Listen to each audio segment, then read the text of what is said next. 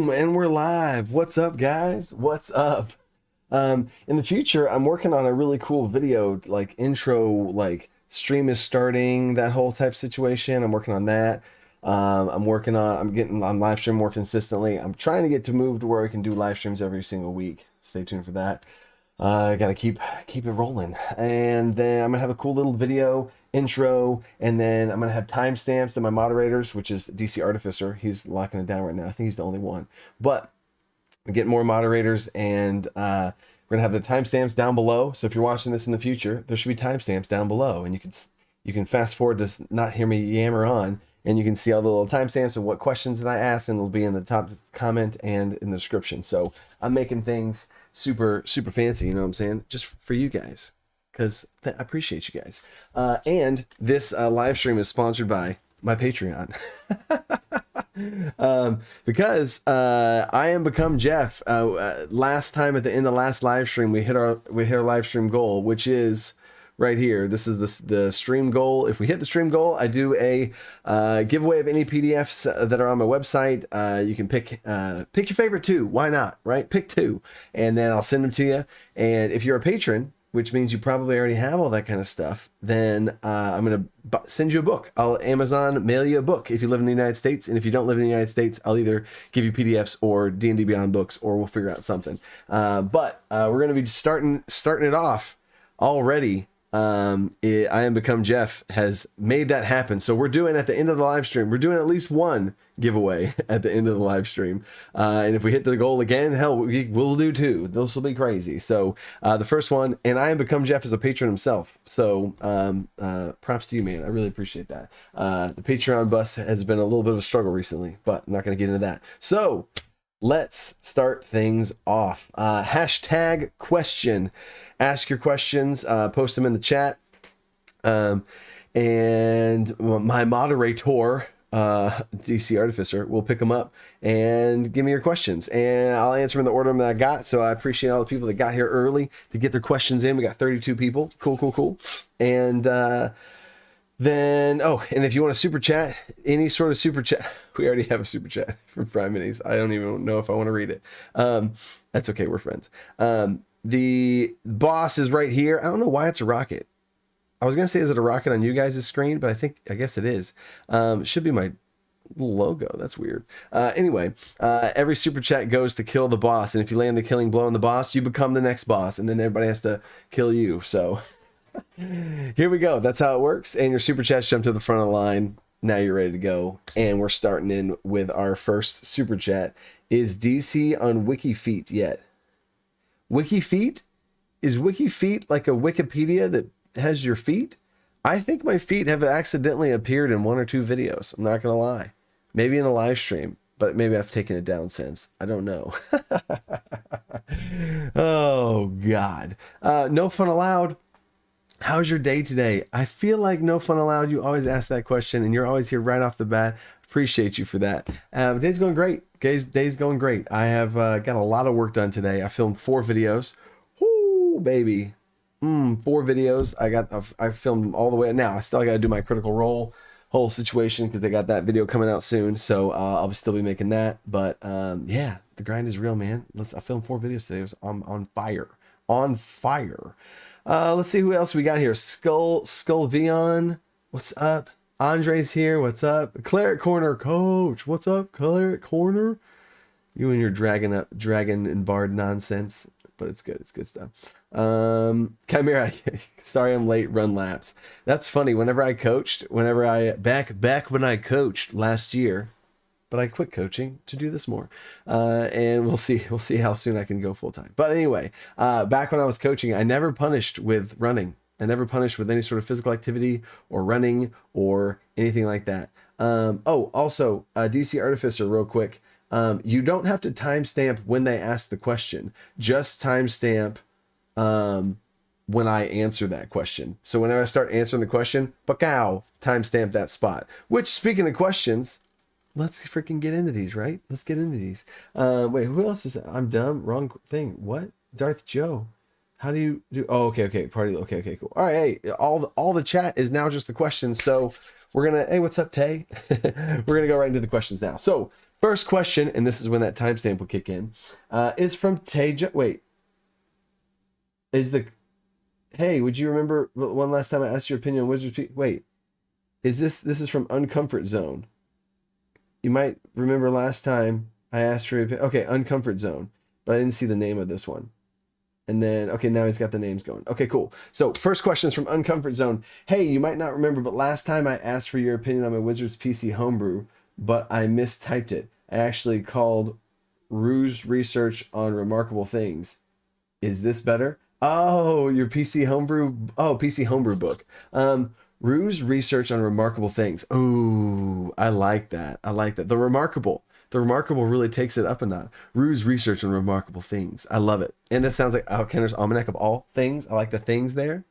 Make sure you have an S on that things, and make sure you capitalize the S on the things and not capitalize the O on the on. That's just my 2 cents there. But anyway, timestamp. Oh wait, I'm reading stuff now. Okay, Tay, next question. Tay Jones, what is the best advice you can give someone wanting to start a YouTube channel? Ooh, wow, that's cool. That's freaking cool. Yeah, do it right now.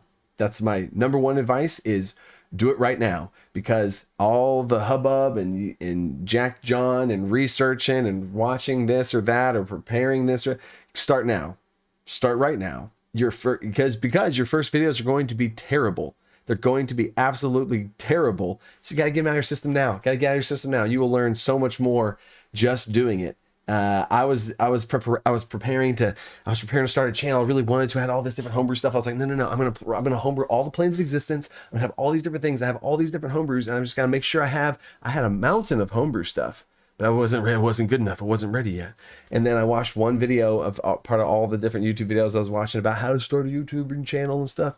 And one of them said, right now, if you're watching this, you haven't started your channel yet, like, you should just click off this and go start watching your channel. Nothing you listen to is more important and he was like aggressive and like insulting about like doing it. And it was the thing that I got to go find that video now and see who that was, because they're the person that made me get my iPhone, hook it up to a tripod stand, lean it up there, steal lights and lamps around the house and film the first video.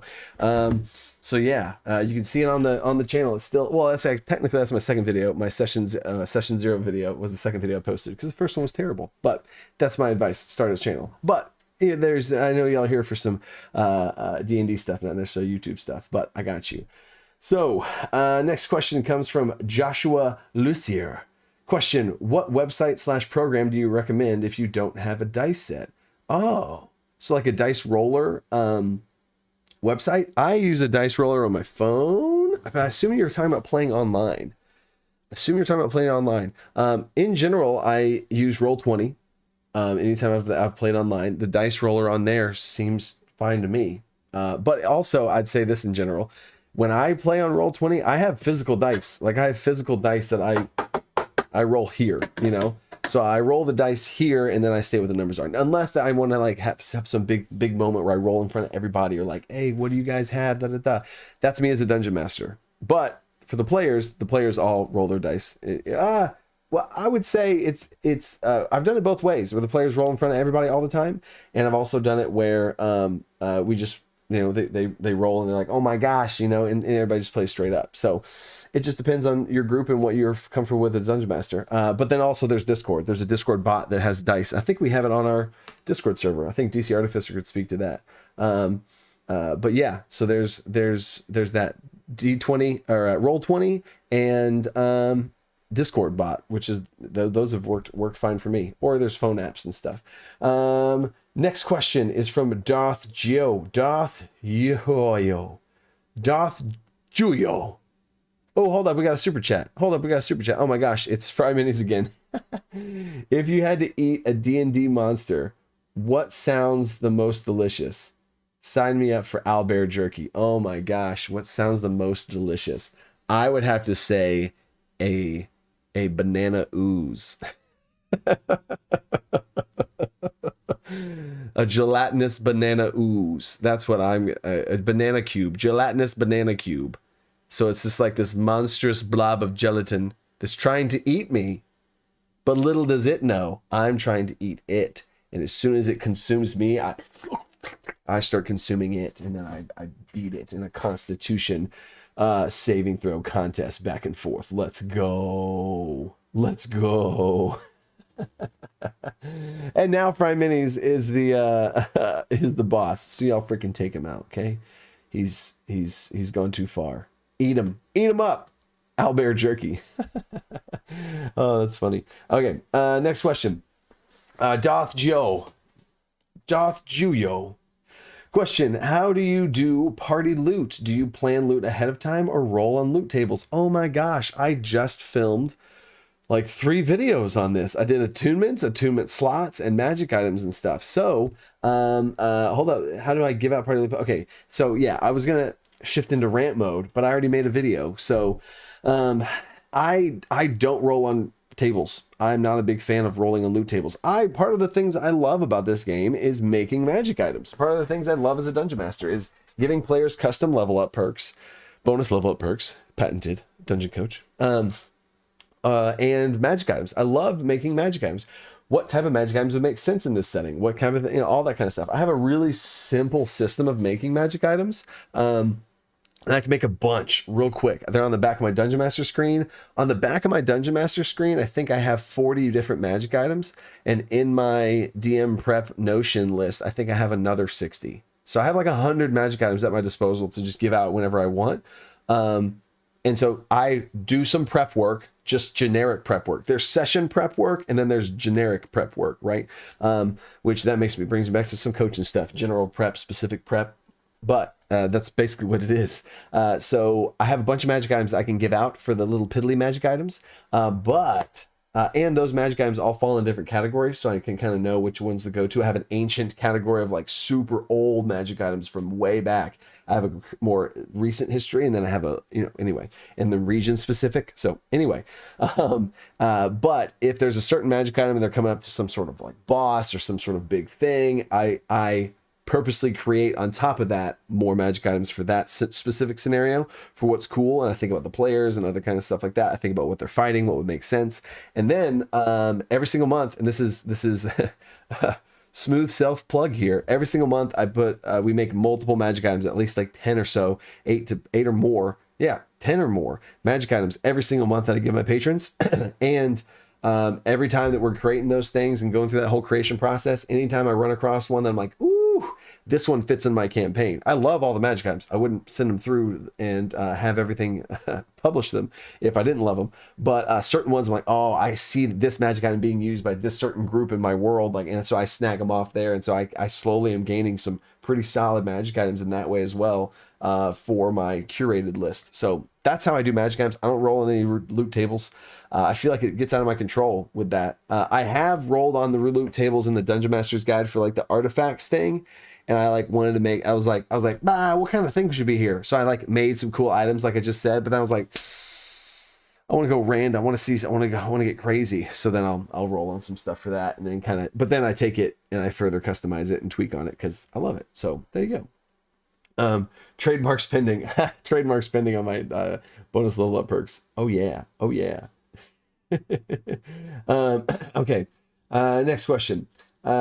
Chief Matt 1 question. I like doing accents for characters, but sometimes I sometimes worry it comes off culturally insensitive or racist. How would you reconcile this? I mean, honestly, you're not making videos and putting them on YouTube out into the entire internet and public, right?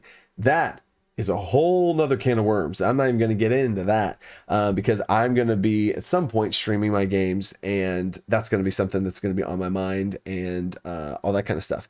I would say though, make sure to talk to your players. That's going to always be any sort of cultural, political, provocative, any sort of like things that are on those like gray areas or red lines or whatever. Talk to your players about it. You can have it be casual conversation before or after the game. Make an NPC that's kind of borderline, and then after that session, make a note of it on a sticky note or something to remind yourself, and talk to the players after, like, hey, okay, guys, that NPC that y'all saw was this. Did y'all feel good about that? And they're like, they might be like, what do you mean? Yeah, they're cool. Why? And you're like, well, it's just because of this, that. And that alone, just that alone, even if it's like super borderline to where there's no way it would have been offensive, just you bringing it up and showing that you have the wherewithal and the like presence of mind to be able to be worried and concerned about that, they're going to probably be okay with most of the rest of the stuff that you do, assuming that it's, up to code and you're not going, derogatory with it. So I think you'd be fine with that. I would prep a NPC that's mini borderline and then talk to them about it afterwards, and just you doing that, you're gonna be fine. You're gonna be fine. So that's how I'd reconcile this. Because I've done NPCs with speech impediments. Critical Role, the freaking turtle. Like, oh my gosh, that was great. That was great. It was awesome. Though you want to, and I'd also say go all over the place. Don't go too stereotypic. You can use stereotypical voices of different races or cultures or whatever, and apply them somewhere else to someone who's not, or a different race of the game. like orcs and fantasy races, right? So I just keep mixing it up and don't get too one-dimensional on it. So next question, we got a super chat. Hold up. We got a super chat. The Cleric Corner. What's up, dude? Coach, what monster would you make a playable race? What lore would you include around it? Oh, wow. Wow. I think that's cool. My first thing that pops in my head, I just got to go with it, is Rakshasa. That'd be a super cool playable character race. I think there's a tiefling subclass, or the tiefling sub race that's based around something like that, but some sort of fiendish whatever. But I would say Rakshasa. Your hands would be reversed. I don't know if there's anything I would inherently do about that, like your hands would be on backwards, right? So I think that would be kind of strange, and there might be some weird things going on. I don't know if mechanically that would do anything, because if your hands were like this versus this, I don't know if your thumb being on the wrong, I don't know if that's gonna cause any sort of kinesia, like biological. Yeah, so I think you'd be fine with that. So you have reversed hands. The lore of the Rakshasa is like there's only one Rakshasa per area. So like if there's a certain area, there's only a Rakshasa that's controls that area. So maybe you have your own little spot, or you're weakened because you were killed before and you came back and you're in this realm here, and when you came back you don't remember, or something like that. Or there's a certain breed of Rakshasa that have bred with different races or different humans, or it's like a half Rakshasa because they're so powerful. You want to be able to explain the level 1 powers of a flat racial feats. So I think that'd be super cool. And they can shapeshift and they can do all these other things. So I would go through a Rakshasa and kind of cherry pick and water down some stuff. They could disguise self, but it's like once per long rest or something like that. And then eventually it would scale at level 5 to once per short rest, or level 7 or whatever. I'd had some scaling things there. But I, in general, would love to homebrew races to give them all scaling features that increase over time. But that's a whole nother conversation. But there you go. Rakshasa. Oh, Leonin. Wait. DC Artificer, you would go Leonin? You're already a Rakshasa flavored tabaxi. You could totally do that. If you didn't want to, and that would also help not having the super powerful Rakshasa type features. There is already a Leonin. You could totally reflavor a Leonin though to be a freaking tiger Rakshasa. Okay, so oh, hey, we got a Coulter Wilson coming in, taking out Fry Minis. Let's go. Coulter Wilson, $20 super chat. Thank you, Coulter. What's up, dude? My party is investigating disappearances caused by parasitic sonic bugs infecting people and causing them to travel under the city into the hive. Ooh. Want the queen to be gargantuan and chance of character death. What can it do? Oh, okay. So anytime we got these big old super chats, I really want to do them justice. So I'm going to throw this right now.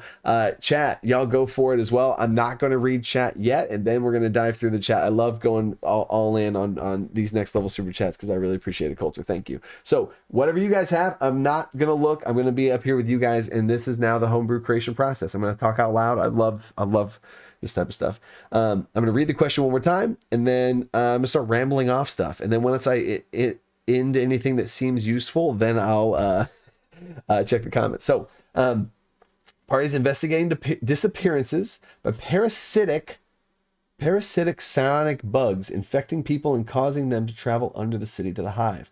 Want the queen to be a gargantuan and chance for character death. What can it do? Okay, so I would have it take NPCs. Well, first of all, I would make sure to introduce cool NPCs that the characters like, so I can kill them.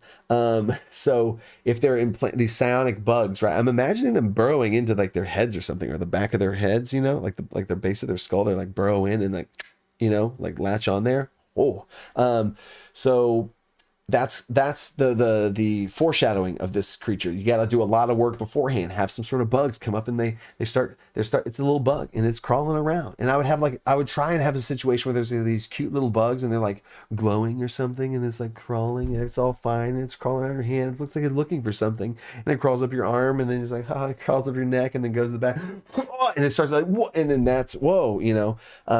And then have some disappearances of people and other things, but introduce them to NPCs that are helping them with this process. And then once they have some sort of engagement with NPCs, the NPC goes missing, and then it leads them to, oh my gosh, and then they start going to find this person. So I would do some work beforehand so I have some ammo for these things. And then the city's a gargantuan and you want it to be big and bad. So I would have like this psionic bug, like the people that have came down here, use the people against the party.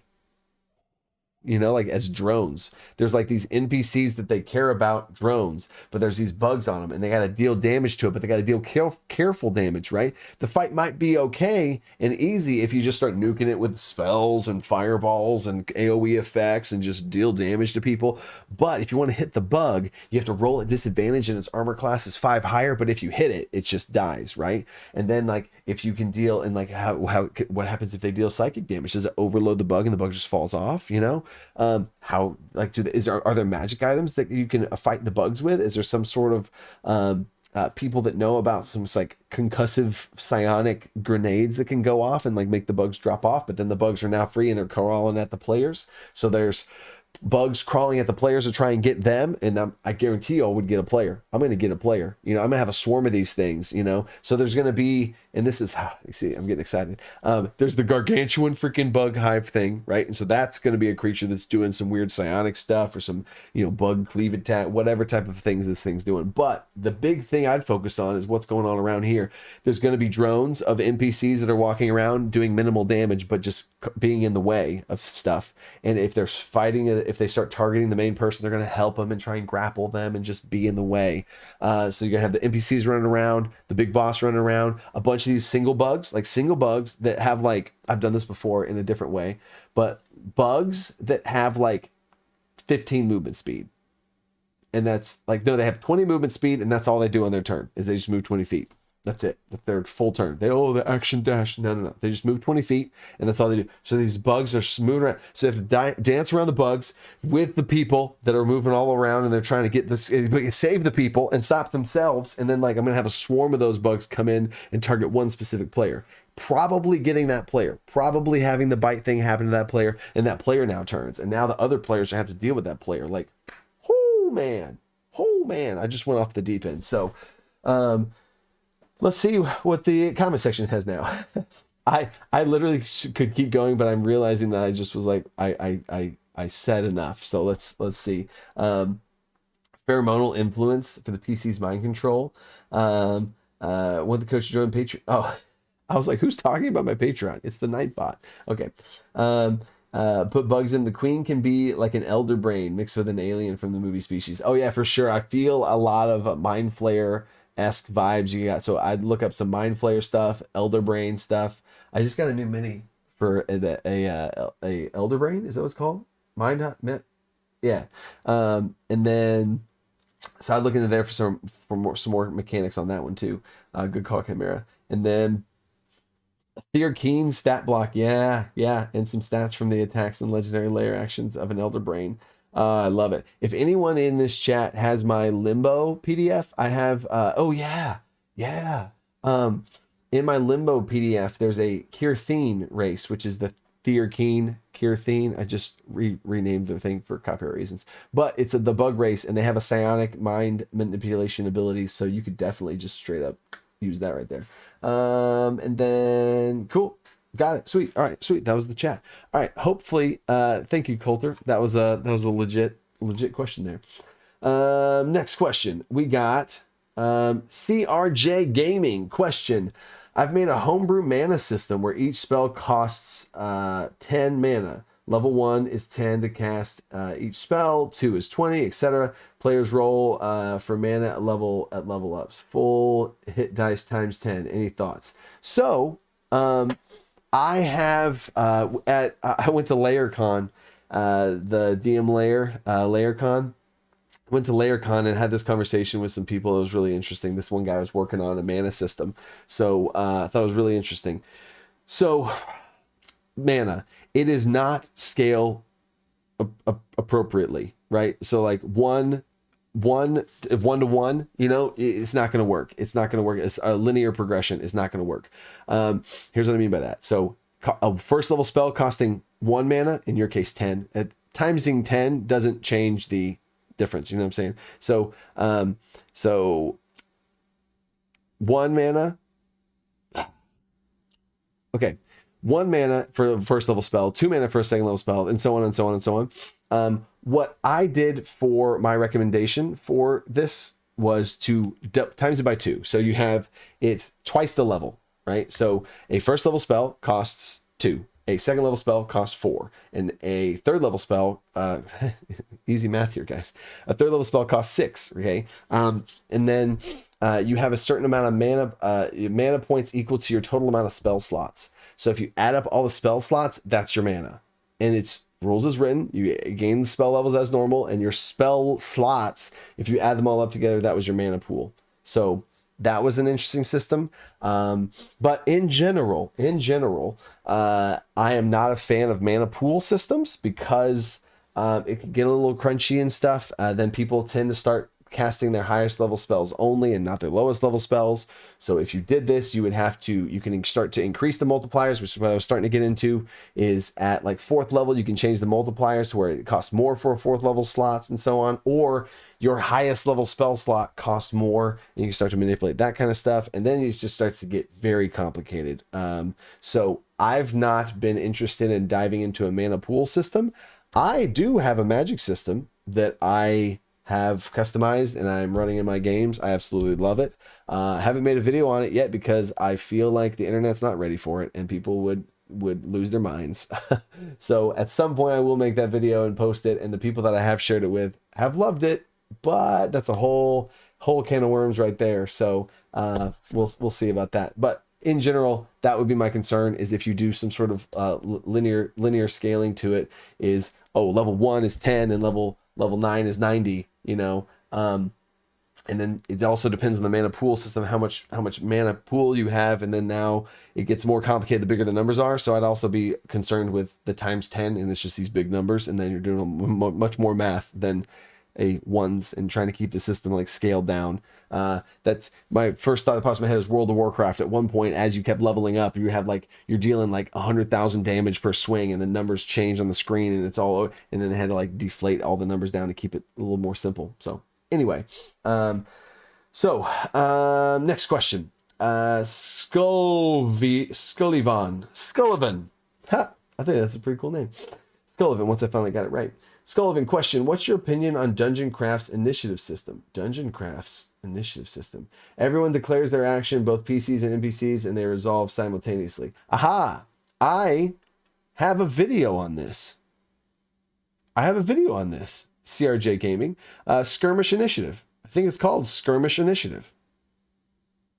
Pretty sure. So, Skirmish Initiative system is when you just say what you're doing and you do it and it all happens. So I do have a video on this, and I call it a Skirmish Initiative, but it's not my default initiative. It's for something that happens really fast and go. I absolutely love it.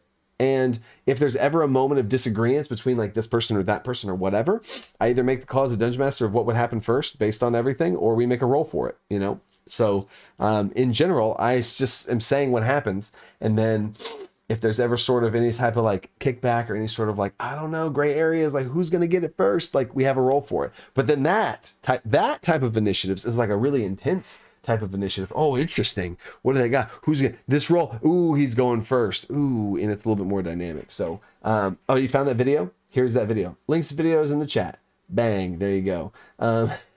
Thank you, DC Artificer. I don't know how you're doing this right now all by yourself. That's freaking impressive. Impressive.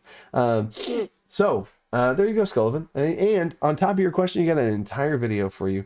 Also, DC Artificer, in the chat, when you do that timestamp, link that video in there too, since you already have it right there. So that's super sweet. Awesome. All right. Next question. Oh, we got a super chat.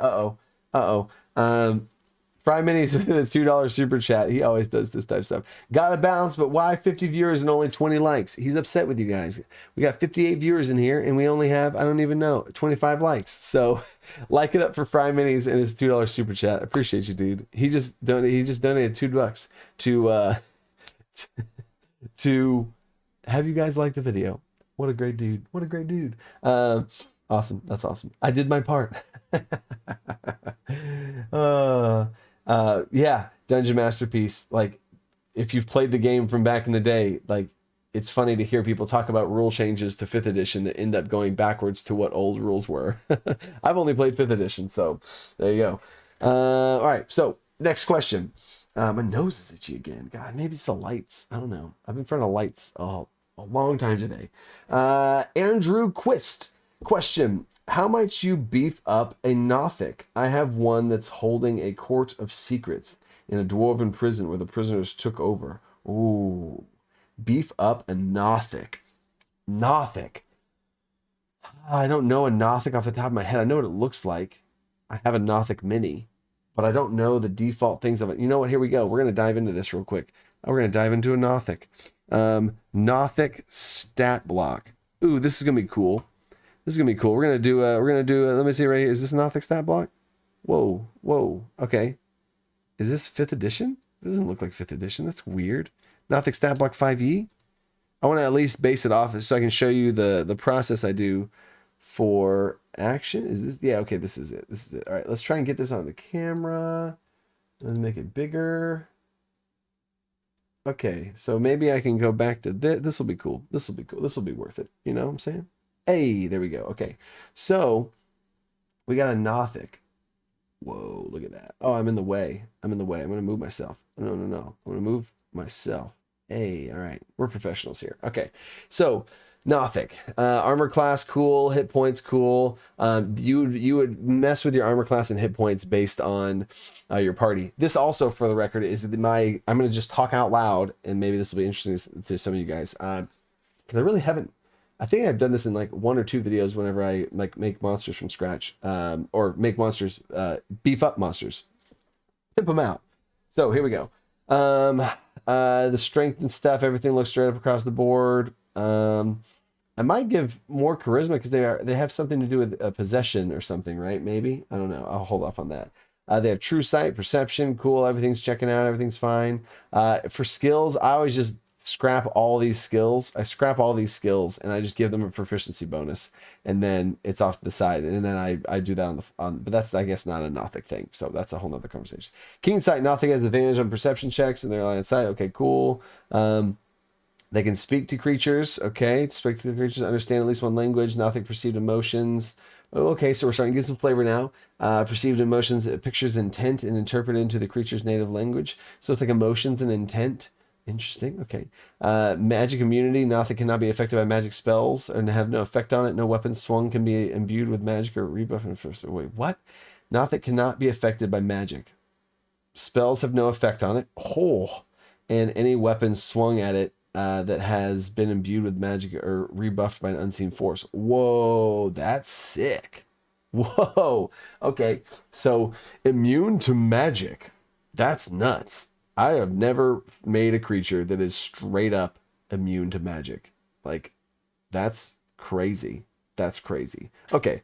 Multi-attack, claw, bite. Super boring stuff there. Rotting gaze. Here we go. And necrotic targets and creatures can see within 30-foot cone. Any creatures targeting this way must succeed on a Constitution saving throw or take necrotic damage. Okay. So it's got like a breath weapon, basically. Like a super weak breath weapon.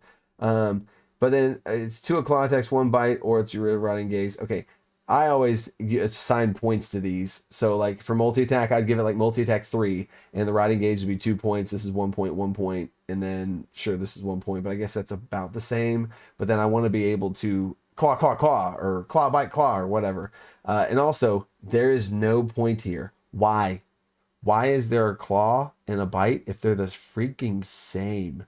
Oh, slashing and piercing. What? Oh no, it would just be claw slash bite and then whatever. All right, anyway, weird insight. The Nothic targets one creature that it can see within 30 feet. The target must contest its charisma deception check with a Nothic's insight check. If the Nothic wins, it magically learns one factor secret about the target. The target automatically wins if it's immune to being charmed. That's an interesting thing. It seems like more of a role play thing. All right, reposition Nothic moves, and then Nothic can attack and use this range and target. Okay, right, guys. Okay, so I like the weird insights thing. It's weird. So the target and the creature within 30 feet, charisma, it must make a charisma deception check against the Nothic's wisdom. That feels clunky. I would have them make a charisma saving throw. So that's weird. So I would have that be charisma saving throw, and they learn something about the target's personally.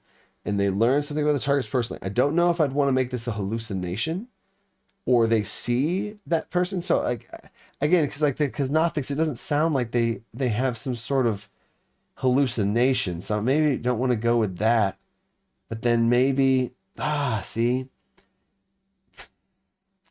I don't want to go hallucinations because that, and I want y'all to see this, this little behind the scenes here. I really want to, throw in something to the Nothic, and I'll go to the chat. I want to go to the chat for some stuff like this too, but I also want to show no chat and just my creative process here. So anyway, so charisma check to see if it learns a secret about the target. That's so interesting. Okay, so here's what I would do with this. I would have it be a ramping mechanic that deals more damage to that specific person, and that person deals less damage to it. Interesting. I was going to go the hallucination route or whatever, but I feel like I want this to be like they're further opening into their minds, and like the gaze or the eye is looking at you. And I would start to have this be like a gaze type effect where you'd have to like block your vision from it, and it's looking, and its legendary actions would be able to do this. It could possibly have a reaction whenever it's attacked to do this. I would have this be its bonus action. And so it can always do it. It's separate from its actions that it has, and it would be able to do this weird insight to certain people looking around, and it could even do it as a legendary action. And the more people you gaze at, it would be modifiers. I would probably just have it be a +2. So the more you could stack it on one individual person. They make a charisma save, and if they failed, you would describe like you feel like it go into your mind, and it starts to, you hear echoes of your daughter or something, and you hear the voices, you hear the sorrow of, and like it's like it knows, and it like gives you this like knowing look or something. It's this weird creepy looking creature. But then here's, let me shift it back. All right, so and then from that point on, all attacks at it, you could do advantage, disadvantage, but I'd want it to be some sort of stacking type thing. So it'd be like a -2 to them and a +2 to me. And I'd have a little thing on my, I'd have, if I ran this monster, I'd have each of the characters out there and a little thing underneath each of them. And I'd have a little tally marks, and it'd be pluses and minuses to see where we're at with each of them. And at first it's big bad action at the beginning. We'll be looking at all of them, and they'd all make a charisma save, and then we'll see where we're at. And then the next round, he would be able to do it individually round after round, and then I'd have another apex action is what I'm calling these things, which is like villain actions from Matt Colville, but my version of them. So it'd have these big round things, and people would start to gain this like stacking thing where this thing's getting into their mind and starts to understand them and like how they move or how they think, and it starts to deal additional psychic damage with every attack. So its attacks wouldn't be too bad, but this additional psychic damage being rolled on top of it. So each stack of a thing you have with this person is an additional D6 psychic damage that they take every time. Ooh, and it's a -2 to their attack roll every time. Ooh, you know what I'm saying? So that's kind of what I would go, and I would base it off of weird insight. And then the magic immunity. Magic immunity seems crazy. Magic immunity seems broken. That is a lot. That is a lot to be able to give a thing. I would have some sort of effects where you can bypass its magic immunity.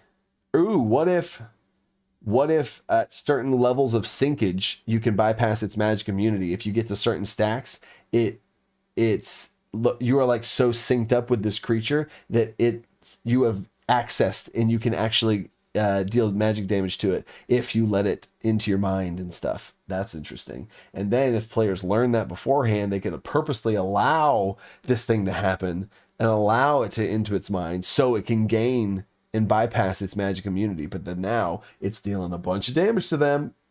So that's really interesting. That's a cool little thing. So, all right, now I'm going to go back to the chat real quick. Let me, what's going on? How do am I going to get rid of it? All right, there we go. So do we have anybody else to defer to your judgment? Experience with 4E makes me worried about stacking fiddly with +2s. I like it for advantage stacking, Skullivan. So I do the stacking +2s for like stacking advantage, you know, like advantage, and then it's advantage +2, then it's advantage +4, advantage +6, and so on. And in general, I've been fine with that. And for very specific monsters, I've been fine with that. So I think it's pretty cool. I think it's pretty cool. So, do you stream of you as a player? Will you do a stream of you as a player? Oh, I would love to One Up Life. I would love to stream me like being a player somewhere. I almost was able to do it at the DM layer, but the schedule was tight and it was hard enough to get out there and everything. So eventually I will. I love being a player. I try and lead by example. You know what I'm saying? So there you go. I honestly really like that. I'm glad that question was asked, and I wanted to really dive in there. I think if you go back and watch, if you remember from a second ago, after I read through the entire Nothic, nothing really came out and slapped me in the face with it of like what I wanted to do, and my hallucination thing didn't fit the flavor of it. And I've done hallucination things like that before, but I have never ran a monster that allows it gets into your mind to deal stacking more damage, scaling as the fight's going on. It's getting worse, and it also is opening itself up to you dealing more damage to it, possibly with magic and stuff. So I thought that was really cool. And I wanted to show y'all stay in that struggle and keep it going. So anyway, that's a homebrew Nothic. That isn't a raw Nothic. It's already a homebrew. That's funny. It's already been coached, Richard Gilson. That's funny. That's so funny. I just typed in Nothic stat block, and you know what? I have been a player in. Oh my god, what was it? I think there's a Nothic in the starter kit or something, I played against one and it didn't do all those things. So interesting. It's already been homebrewed. So I just homebrewed the homebrew. How on brand, guys. How on brand. That's so funny. Dungeon Masterpiece just dropping by to say hi. Toodles. What's up, dude? And then he's out of here. Thanks, Dungeon Masterpiece. That's what's up. He's a good dude. All right. Next question. Here we go. Oh my God, it's 9:13. Let's go. We're in the zone. Raw Nothic only has keen sight, rotting gaze, and weird insight. Okay, yeah. But in general, I love if you want to be from, you gotta add legendary actions to it for sure. I might even add. Okay, sorry. See, I'm diving too far into the Nothic. All right, next question. I didn't get myself any water. Dang, bad idea. Bad Hombres Productions. Bad Hombres. Any tips on having a low-level party encounter an adult dragon, such as the social encounter rather than combat? Oh my gosh, Bad Hombres. Coming out soon on my second channel. I have this happen. They had an ancient green dragon. They went toe-to-toe, face-to-face with an ancient green dragon.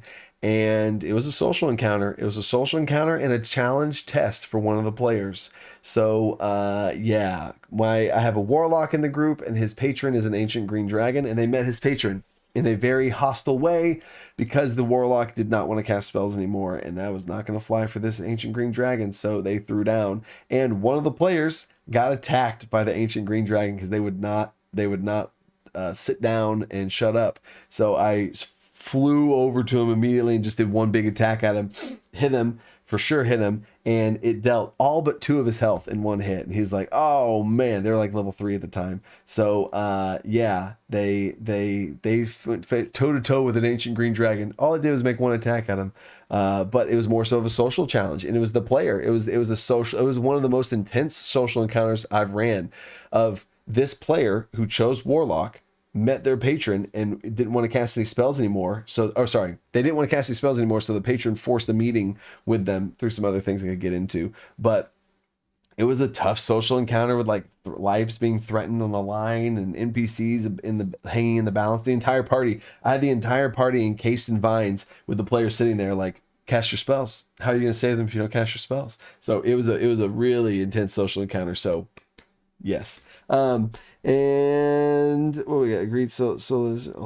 Oh, okay. Y'all are talking about different stuff. I was just trying to check into the chat. Technically encounter with adult dragon if they roll poorly in Icefire Peak.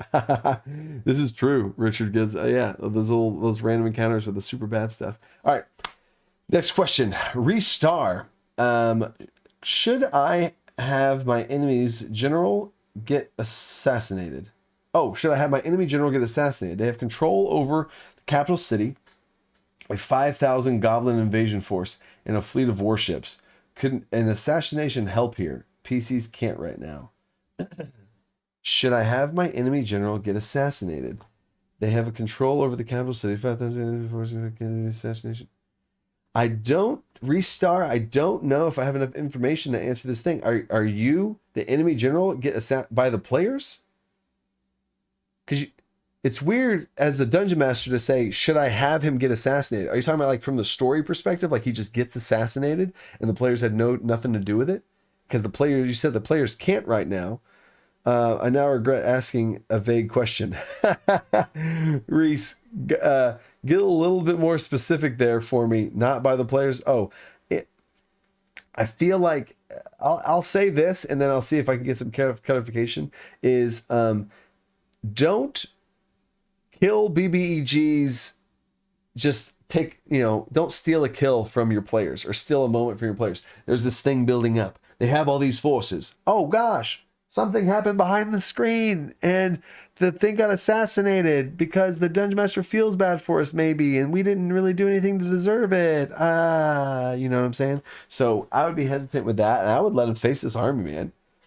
Bring the pain. Bring the pain down on them. You know what I'm saying? Bring down the warships. Have the general expose himself in some sort of spot that the players happen to be in. You know what I'm saying? So there you go.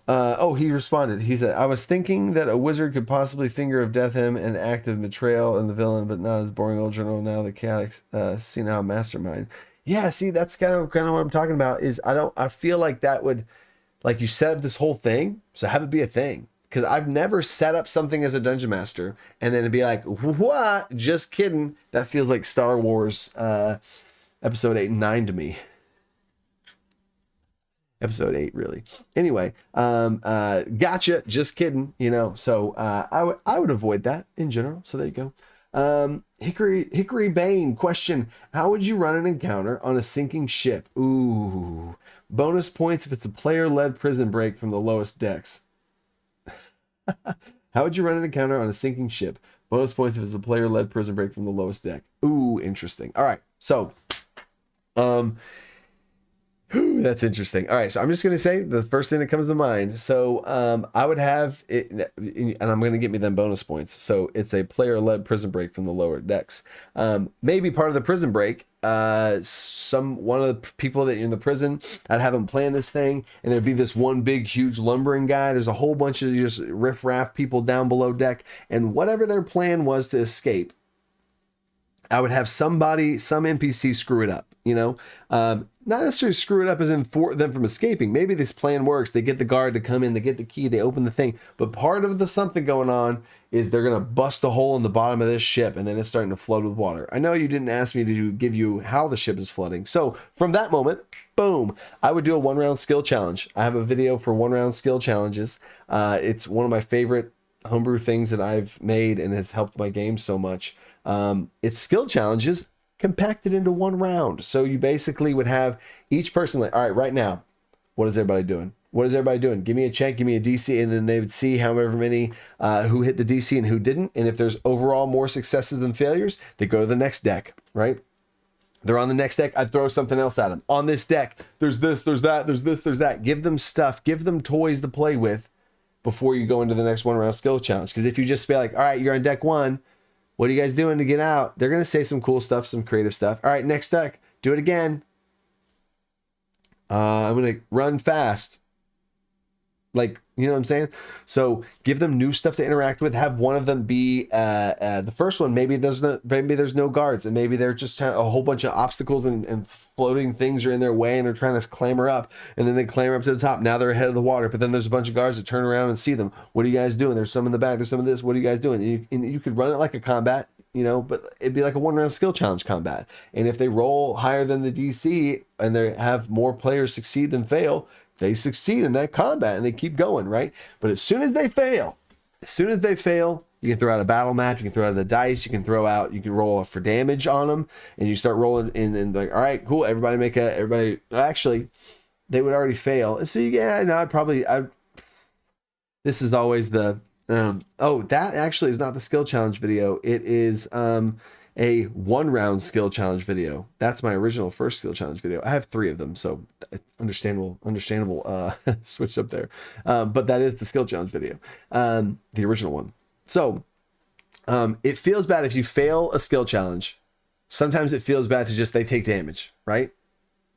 And I have them make like a constitution saving throw or something like that. But I would say this, no, like every failure gets you damage. So how about that? Every level of this, each failure in the 1-round skill challenge, I'm rolling a D6 at you and you're taking that damage. Can you get out of the ship before you drown? Here we go. Ooh, buddy. Ooh, buddy. So I like that. That's probably what I would do. I'd lock that in. And then they keep going. And if they fail a check completely, maybe you have them go for combat, or there's more damage, or there's a bigger setback, or the water catches up to them, right? Ooh, yeah. And you can have it ultimately be an entire skill challenge where you have like a full-blown regular skill challenge if you want it to be like that. But I like a 1-round skill challenge for that situation because there's like layers to it. All right. Next question. Mr. Goats. Question, how often? Oh, we have less than 10 minutes now. So I am going to we got the I Am Become Jeff giveaway from the last live stream when we hit the goal. So we're going to hit that up again here in about 3 minutes. So we'll see how long this question is and then we'll go from there. So Mr. Goats, question, how often does mass combat 20 plus combatants come up in your campaigns? How do you do them? Wow.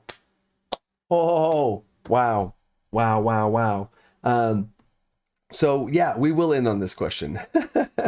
And then right after I answer this question, we're going to do the giveaway, and then that's gonna be awesome. So my full answer is Alcantar's Almanac of all things. Check it out. I'm sure Artificer is going to be able to get that link to that. But Alcantar's Almanac of all things is my book, my expansion to 5th edition, and it has mass combat in there. It was one of the rules that was unlocked by you guys. So mass combat is a full-blown rule system that I am working out right now in my campaign that is currently, on purpose, a war campaign, kingdoms at war, nations at war, competing against each other. We've already done 2 different mass combats. They're level 4 right now. They've already done 2 mass combats, and it's been pretty cool.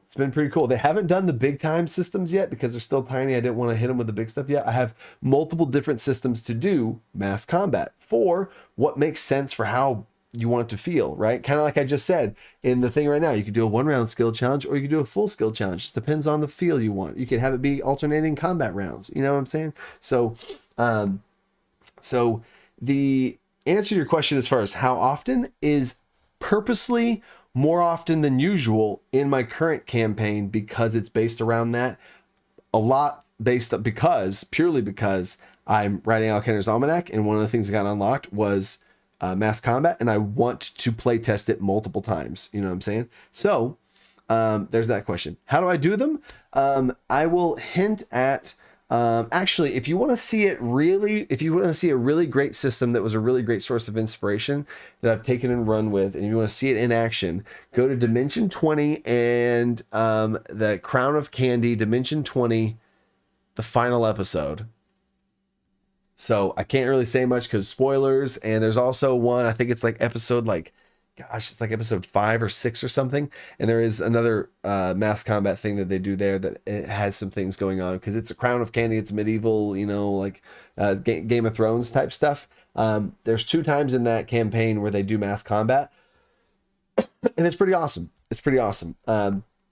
As far as a big scale system where basically you have a platoon of troops with you, and your platoon of troops gets some of your class features, and you can buff them in some ways, right? So that's a really cool, fun way to do it. And then I do have a video that Artificer just linked as well that I have on mass combat and how I would run it personally, and the different ways that I've addressed it as well in systems I already have full videos on. So I would check that out there as well. So there you go, Mr. Goats. All right. Now I gotta do the giveaway. Hit up the giveaway, fire up the giveaway, Artificer. It's so claps in the chat, purple hearts in the chat or something for DC Artificer. He single-handedly moderated this whole thing. He is a badass. Got me the questions, got the timestamps on there, linking stuff all over the place. Bingo, bango, freaking crazy. Love it, love it, love it. So I think we do Tay Jones. Tay Jones won. Tay Jones won the giveaway. Boom! Let's go. That's awesome. That's awesome. And Tay Jones, I think Tay Jones was the first person to say something in chat. Tay Jones was the first person to say something in chat, and now they're like, "Oh, I'm here," and I was like, "Hey, what's up, Tay?" Oh, blah blah. And now Tay's been here the whole time and freaking won. I love that. I love that. Nightbot, I don't know who you are because you literally are a robot, but I think that's cool that you like. I wonder if there's a weight system to like how long you've been there, and you get more heavily weighted towards winning. But that's freaking awesome. So Tay, talk to Artificer. They'll get you all set up. If you aren't a patron, then you're going to have access to any sort of PDFs that you're wanting. We'll get in contact, and Artificer will set you up, and we'll figure out which PDF you want. You can go shopping on my website right now, thedungeoncoach.com, and see what you want. And if you are a patron, then you get a D&D book. But I don't know. Let's see. That's totally your call. There's going to be a bunch of options you got, so that'll be super cool. You deserve it. You've been here since the beginning, so. That's awesome. And now I'm going to do a flyby. I'm going to do a flyby. I try and do this overtime, shot clock, all that kind of stuff. So I'm going to, I'm just going to do a quick flyby and see if I can get to the bottom. I'm going to set a timer. It just feels right to set a shot clock. I'm going to do a 3-minute shot clock, and I'm going to fly through the questions, see if I can give a little bit more answers out there. And here we go. Boom. 3-minute shot clock. Restart. Major city got deleted by planar explosion. Now is a demi-plane. Left a chance of crystal. What can they do, DC? Oh no. Stretch over a special 1 inch where the planar crystal got overtime. Can't do it. I'm sorry, Restart. I love you, Restart. You're always here. I feel bad for skipping your question, but it's too much. Okay. Josh Sellers, how would you homebrew a dragon ritual to separate a dragon from their god? Whoa. Not just a spell from finding a true name and weakness. I have chosen the most complicated questions to ask in this flyby.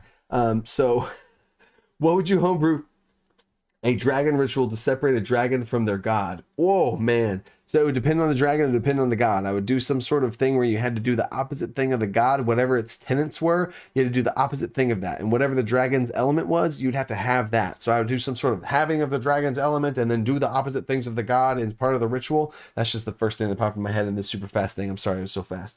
I'm going to go backwards to Restart now because I feel bad about leaving Restart. Major city got deleted by a planar implosion. Now is a demi-plane. Left a stretch crater and a special 1-inch crystal where the plane effect left the epicenter. What can it do? Ooh, whatever plane, whenever it imploded and it left a little crystal in its place, whatever it can do heavily depends on what the plane was. Whatever that plane was, it's going to affect that crystal. Any person that touches that crystal is going to be some sort of, like whatever sort of emotions or sort of spectrum that plane falls upon, chaos and whatever's going on, they're going to feel that, and they're going to want to do something. They're going to want to go to that plane. They're going to have some sort of mission from that plane. Maybe that crystal is a beacon of a something, other creatures inside the plane reaching out to the material plane. It bleeds into the material plane. Those are all the classic planar things. Okay. Kyle Johnson, what do you think Wild West themed campaign? What kind of adventures we have? Wild West, I've never been a fan of the Wild West. I'm just saying, I've never been a fan of the Wild West. I don't really know, Stagecoach. I'd rob a bank. There you go. I'd rob a bank with Stagecoach chase. Boom. Chandler Withdrawals. Thoughts on making a point by class system. Just an idea I've been working on. Chandler, I have been working, I have at one point had in the works, but then freaking there's so much to do. I don't understand how some YouTubers are like, oh, I ran out of content and now I'm just making like I don't know what other videos to make. Like I could make videos for days. There's so many things I want to do. No time until I go full time, and then maybe we'll see. But point by class system, I have a point by class system that I have started to work on, but then where you can like rages and you can like customize your thing and take all the class features, assign points to them, and be able to build your own class. And like when you level up, you get some amount of points, and then you just put points. Like that's super interesting, but lots of other stuff to do. Oh, okay, that doesn't really sound like a good shot. I need to get like that type of shot clock there. So there's the shot clock. Thank you guys so much in the chat. Just seeing who all here. Thank you, Richard. Tay, congrats to Tay. Sebastian's here. Darth Geo's here. Darth Juyo is still here. Let's go. Austin Planet, how do I deal with players acting negatively to something that they neglected to take care of in the game? I do it all the time. I do that. This is a little bonus question here. I do that all the time in small ways. So be consistent with it, I'd say, is when you call them out on some bull that they've been doing and they've neglected an entire thing, call them out on it. And if you can be, the more consistent you can be with that, the more fair it's going to feel, because they're going to be like, oh gosh, yeah. Now, don't go over the top and beat them with the head and every single thing they forget, you punish them heavily for it. But yeah, like, talk it out to them and give them a behind the scenes look at the curtain and be like, look, you did this and I was waiting, and then this happened. So, you know what I'm saying? But yeah, there's a little bonus thing there. So, thank you guys. Props to Artificer for killing it. And all the timestamps are going to be down in the description, but I guess it doesn't matter to the people who are seeing this because you've already got to the end of the video or the end of the live stream. So anyway, stay creative. Think outside the box. You guys are awesome. Peace.